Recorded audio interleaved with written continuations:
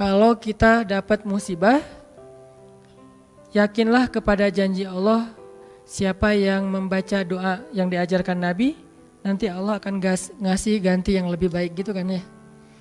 Allahumma ajurni fi musibati wa khluf li khairam minha. Ya Allah, beri saya pahala dalam musibah ini, beri saya ganti yang lebih baik darinya. Kalau kita pegang banget dengan janji Allah lewat doa ini, kita ketika dapat musibah setidaknya nggak akan panik habis-habisan. Nggak akan putus asa dalam menunggu pertolongan Allah. Setidaknya kalau nggak bisa woles-woles amat, nggak bisa tenang-tenang amat, minimal nggak panik berlebihan. Kalau musibahnya musibah kematian, nggak bikin kita meratapi kematian. Kenapa? Kita pegang janji Allah SWT. Makanya kan ada cerita seorang ayah yang diberi musibah dengan wafat 2 orang anaknya. Anak laki-laki pertama meninggal. Dia bilang innalillahi wa inna ilaihi rajiun. Anak laki-laki kedua meninggal, dia bilang innalillahi wa inna ilaihi rajiun. Semua ini milik Allah. Allah yang memberi, Allah juga yang mengambil kembali. Suka-suka Allah, pasrah gitu. Nerima, ridho dalam bahasa agama. Bukan ikhlas ya. Kalau ikhlas itu dalam bab ibadah. Kalau dalam bab takdir namanya ridho. Raditu billahi robba. Saya ridho deh dengan ketentuan Allah, itu namanya ridho. Bukan yang ikhlas ya. Ikhlas apaan? Orang nggak lagi ibadah kan, lagi ada musibah. Jadi bukan yang ikhlas ya, bukan. Tapi yang ridho ya. Kalau mau lebih tepat nih, tapi nggak apa-apa deh, pakai bahasa kita aja. Tapi kalau mau lebih tepat maknanya yang ridho ya, sing ridho ya gitu, bukan sing ikhlas. Karena ikhlas itu ibadah ritual. Nah, dia ridho tuh. Innalillahi wa inna ilaihi raji'un. Innalillahi wa inna ilaihi raji'un. Yang ketiga meninggal juga, dan dia mulai agak ragu nih, kok gini-gini amat ya. Suatu malam dia bermimpi, dalam mimpi itu ayah ini mau jatuh ke sebuah jurang yang di bawahnya api, kayak api neraka gitu. Ditarik sama 2 anaknya, cuman gak kuat. Kata mereka, seandainya adik ada di sini pasti bisa narik nih, bisa nyelamatin ayah. Kalau adik ada di situ, kenapa cuma 2 yang nolong? Karena 2 itu yang dia ridho, yang satu lagi gak ridho. Akhirnya cuma 2 orang yang bisa nolong dia di akhirat. Bangun dari mimpi dia sadar, oh ternyata justru Allah pengen nolong dia di akhirat dengan musibah itu. Dan buat anaknya juga kebaikan nanti di akhirat masuk surga. Akhirnya dia bilang innalillahi wa inna ilaihi raji'un, astaghfirullahalazim. Hidup kadang kayak gitu. Ketika kita pegang janji Allah, ada sesuatu yang kita tunggu di dalam kesulitan hidup kita. Sehingga buat kita selalu punya harapan. Tapi kalau kita nggak pegang janji Allah, kita nggak nunggu apa-apa kecuali mengeluhkan keadaan kita, dan itu bikin kita lemah. Ditolak yang pertama, innalillahi wa inna ilaihi raji'un. Ya Allah, beri saya yang lebih baik darinya. Nemu nih, ditolak lagi. Lebih cantik tapi nolak juga, kan lebih sakit ya. Lebih cantik ditolak lebih sakit. Ya Allah, beri yang lebih baik lagi. Makin lama makin di puncaknya rasa sakit yang udah nggak tahan, diterima. Nih happy ending nih. Ada nggak ya yang kayak gitu ya? Kalau jarang ada, berarti belum mempraktekkan jurus ini nih. Kalau pengen kayak gitu, coba deh praktekin, bukan ngetes, praktekin. Nanti pasti kita akan ngelihat hasil yang luar biasa. Jadi pegang janji Allah. Saya kalau nggak selalu sih, kadang-kadang nih, terutama hal-hal yang masih mampu. Ada musibah kecil, langsung berpegangan pada janji Allah. Nah, ntar Allah ganti yang lebih baik. Tapi itu harus dengan bahasa hati ya, bukan dengan lisan doang nih. Wa khluf li khairam minha. Hati nggak percaya. Allah kan bermuamalah, berakad dengan kita lewat hati itu teman-teman. Allah nggak berakad dengan kita lewat lisan doang. Makanya niat itu kan sesuatu yang terbersih di dalam hati. Walaupun dalam prakteknya ada mazhab yang mengucapkan, ada mazhab yang tidak mengucapkan. Yang jelas secara definisinya terbersih di dalam hati. Innamal a'malu binniyat. Terus Nabi menunjukkan dalam riwayat yang lain, Nabi menunjukkan ke dadanya atau hatinya. Artinya Allah berakad dengan kita itu dengan hati. Jadi kita kalau mau ditolong Allah, katakan kalimat itu dengan benar-benar yakin di hati kita. Wa khluf li khairam minha. Emang yakin saya Allah bisa ganti nih. Yakin.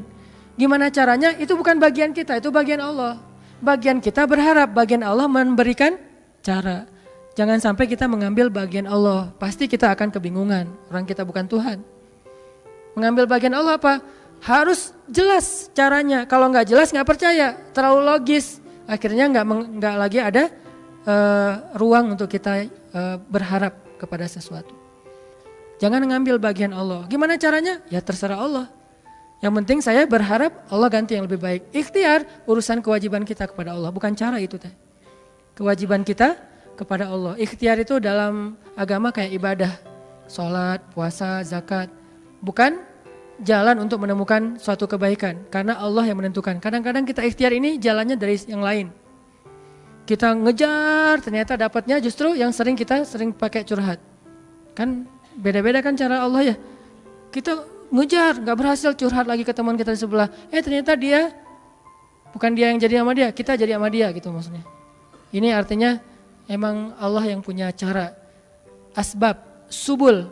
Walladzina jahadu fina lanahdiyannahum subulana.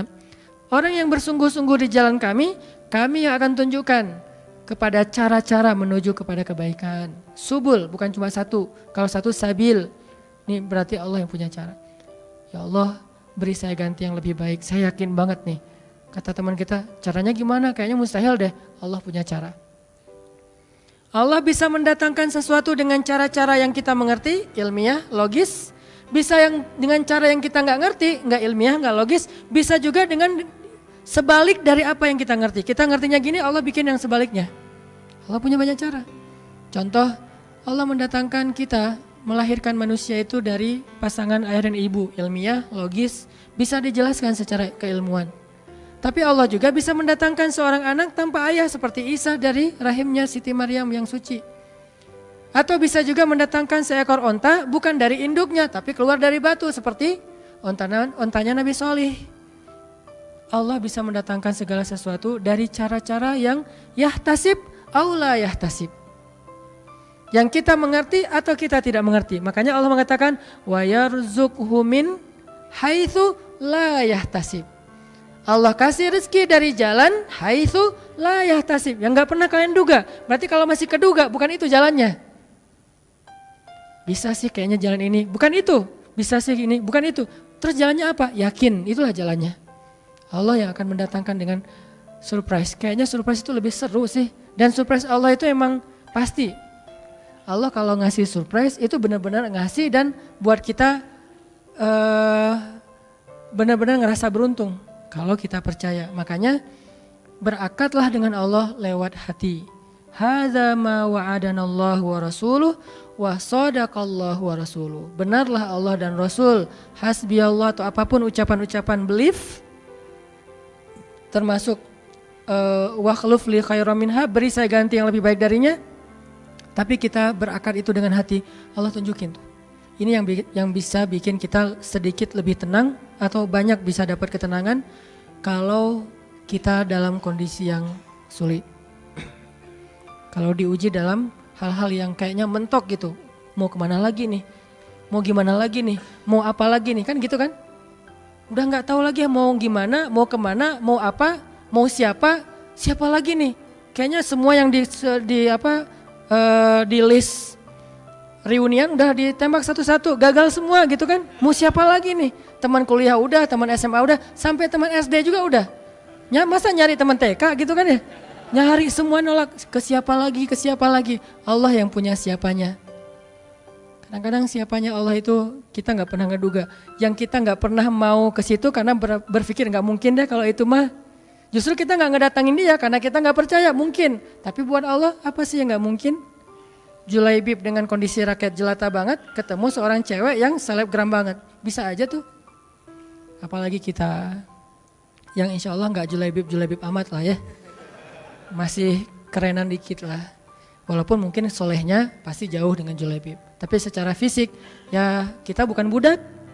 Kita bukan orang yang seperti digambarkan di dalam hadis. Walaupun tingkat kesolehannya jauh. Pasti sahabat itu tidak tertandingi. Itu satu kasus di Al-Quran gimana Wallace dengan modal pegang janji Allah.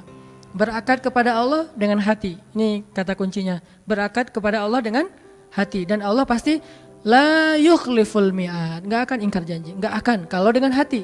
Masalahnya tingkat hati juga darajat. lahum darajatun 'inda rabbihim. Orang yang beriman itu bertingkat-tingkat. Ada yang imannya itu benar-benar luar biasa, sampai hal yang paling mustahil buat dia tuh nggak ada yang mustahil buat Allah. Ada yang berimannya yang berat-berat mah dia masih agak-agak ragu, yang ringan-ringan dia masih yakin. Berarti aku tergantung prasangka hambaku kepadaku. Ada tingkat keimanan kayak Ibrahim. Mungkin kita nggak seperti Ibrahim, sehingga kita nggak bisa nyoba, saya coba bakar deh. Hasbiyallahu wa ni'mal wakil, nyalain korek api, kebakar pasti itu mah. Karena kita belum seiman Ibrahim. Di sini kan keukur ya keimanan kita, nggak usah dipancing-pancing lah, nyari aja sendiri. Dan Ibrahim juga nggak sekaligus sampai ke level itu teman-teman. Ibrahim sampai ke level itu butuh proses. Salah satu prosesnya direkam di surat Al-Baqarah. Wa idh qala Ibrahimu rabbi arini kaifa tuhyil mauta. Qala awalam tu'min qala bala walakin liyatma'inna qalbi. Ketika Ibrahim berkata, ya Allah, gimana cara engkau menghidupkan yang mati? Kata Allah, emangnya kamu gak percaya Ibrahim? Kata Ibrahim, percaya Allah, bala, percaya, maaf. Cuman saya pengen lebih tenang. Berarti apa? Beriman sudah, cuman pengen naik level. Sampai bisa tumakninah, walas, tenang dalam kondisi seberat apapun. Ini tingkat imannya Ibrahim.